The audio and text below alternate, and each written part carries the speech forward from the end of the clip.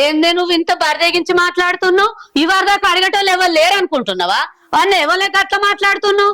నేను సాధిన కొడుకు, నేను పెంచుకున్న కొడుకే వాడెంతనో వీడంత.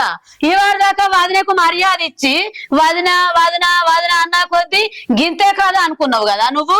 ఈ ముసల్దానికి ఎవరు ఉన్నారు, వీడు మంచంలో ఇరగబడ్డాడు, ఇక నా ఇష్టం ఉన్న వాళ్ళతో తిరుగుతా, నా ఇష్టం ఉన్న రాజ్యం వెళ్తా అనుకున్నావు కదా నువ్వు.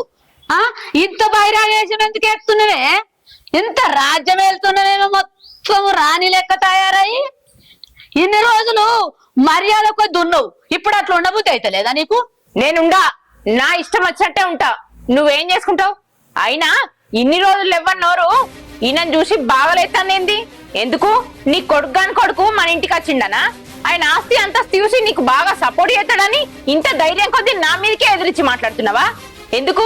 ఇన్ని రోజులు పెట్టింది నీరుకున్న మూల కూర్చున్నావు కదా, నోరేమో బాగా లేపుతావు. నా భిక్షతోటి ఇన్ని రోజులు బతికిర్రు, ఎక్కతక్క మాట్లాడినావంటే ఇంట్లోకి వెళ్ళకూడతా.